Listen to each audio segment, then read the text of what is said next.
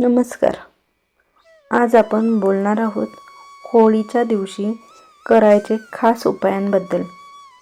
होळी म्हणजे फक्त रंगांचा सण नाही, तर हा सण आहे वाईट गोष्टी जाळण्याचा आणि चांगल्या गोष्टी स्वीकारण्याचा. आज मी तुम्हाला असे सोपे उपाय सांगणार आहेत, जे तुम्ही घरी बसून कोणतीही मोठी पूजा न करता करू शकता.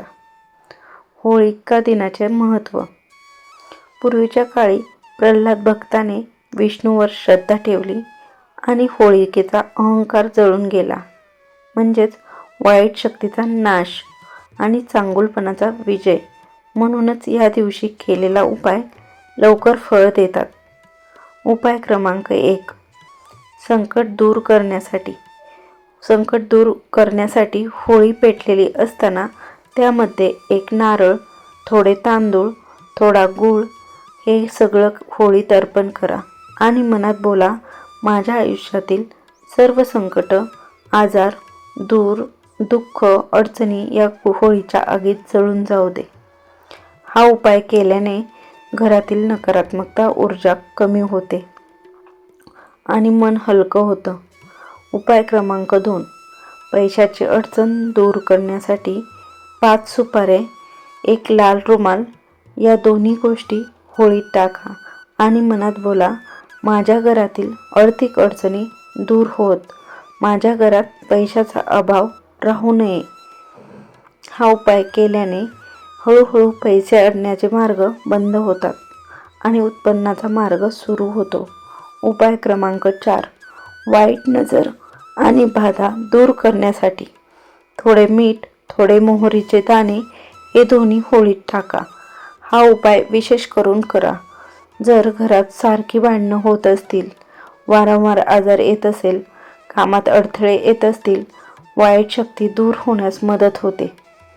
उपाय क्रमांक 4. घरात शांतता राहण्यासाठी गव्हाच्या पिठाचा छोटा दिवा करा, त्यात तूप घाला आणि तो दिवा होळीसमोर ठेवून मनात बोला, माझ्या घरात नेहमी शांती, प्रेम आणि समजूत राहो. हा उपाय केल्यावर घरातील भांडणं कमी होतात आणि वातावरण शांत राहतं. उपाय क्रमांक 5. इच्छा पूर्ण होण्यासाठी मनात एक इच्छा ठेवा आणि होळीभोवती 3 प्रदक्षिणा घाला, चप्पल न घालता, मन शांत ठेवून.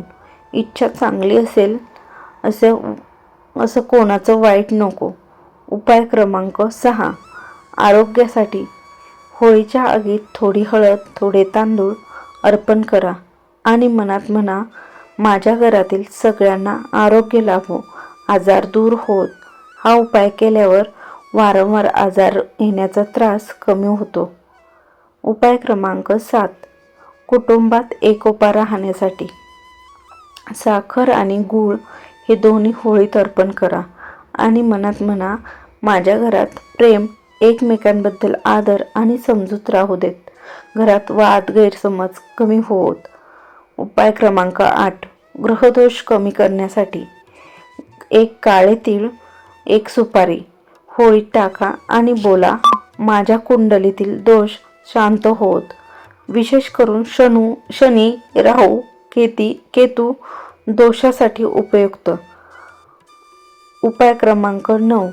पाप आणि भीती दूर करण्यासाठी होळीसमोर उभं राहून हात जोडून बोला, आजपासून मी चुकीचा मार्ग सोडतो, चांगल्या मार्गावर चालीन.